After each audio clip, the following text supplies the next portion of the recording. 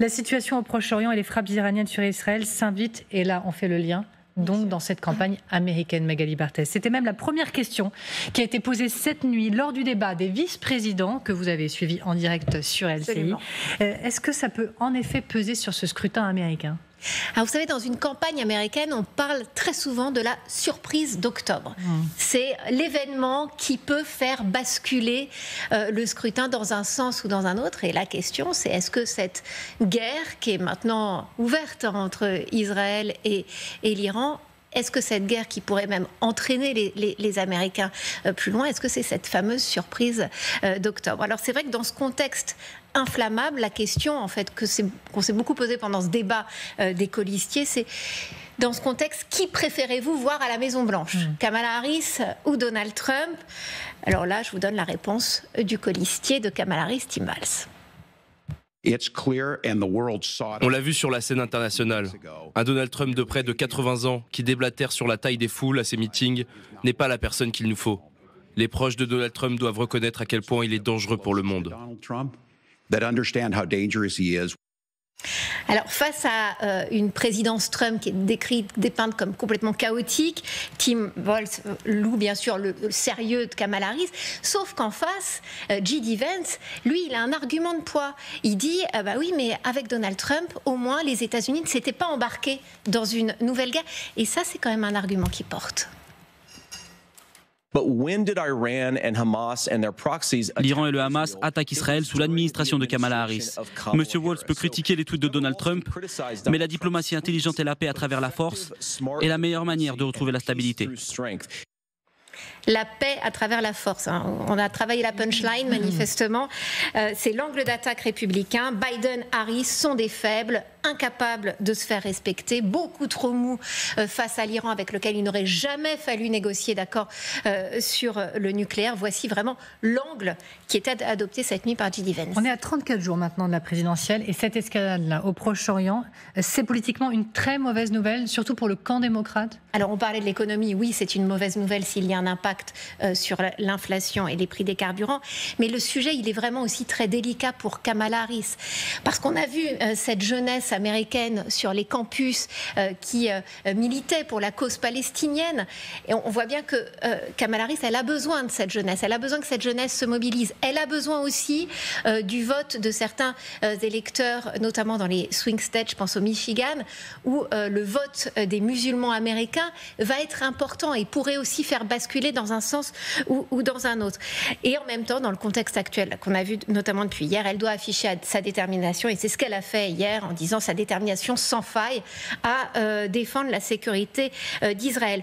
On sent que face à ce procès en faiblesse de l'administration Biden, cette administration elle est en train de faire un virage. On parle plus tant que ça de cesser le feu. Là, les mots d'ordre hier, c'était nous allons coordonner la réponse. Cette nuit, la Maison-Blanche a même diffusé une photo que je voulais vous montrer, qui a été prise un peu avant l'attaque iranienne, où on voit Biden et Harris se faire briefer sur l'Iran. C'était avant les frappes, façon de dire, nous savions, nous étions au courant, manière de montrer l'efficacité de renseignements américains et puis aussi d'afficher une fermeté. Nivine le disait, les navires américains ont participé avec des tirs antimissiles à stopper justement les frappes iraniennes. Les Américains ont 2 groupes aéronavals dans la région, sans compter toutes ces bases américaines au Moyen-Orient, qui sont évidemment en état d'alerte maximale, mais qui sont aussi des cibles potentielles. D'où la question d'ailleurs que Donald Trump, hier soir en meeting, posait, c'est quelle est la suite ? Quelle est la suite ? Que se passe-t-il si l'on franchit encore un nouveau stade et en fait si les Américains sont entraînés malgré eux, dans un conflit direct avec l'Iran. Le monde est en train d'échapper à tout contrôle. Cela fait longtemps que je parle de la Troisième Guerre mondiale, mais nous sommes très proches d'une catastrophe mondiale.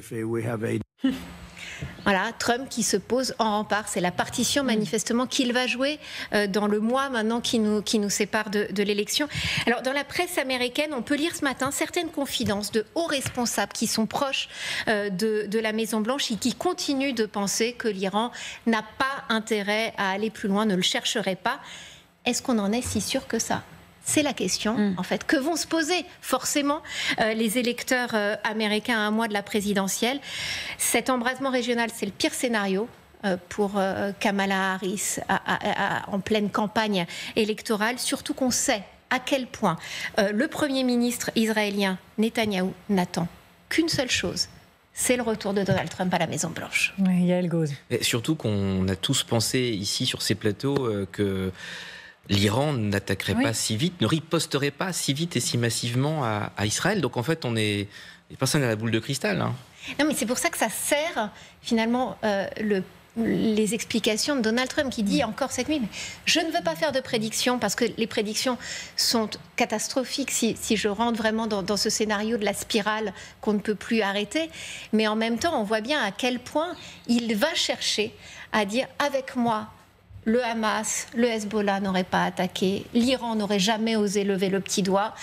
L'accord sur le nucléaire, évidemment qu'il ne fallait pas le signer parce que ça a permis à l'Iran quand même de desserrer les taux économiquement. Et avec cet argent, c'est ce que dit J.D. Vance encore cette nuit, ils sont allés financer tous leurs proxys au Moyen-Orient.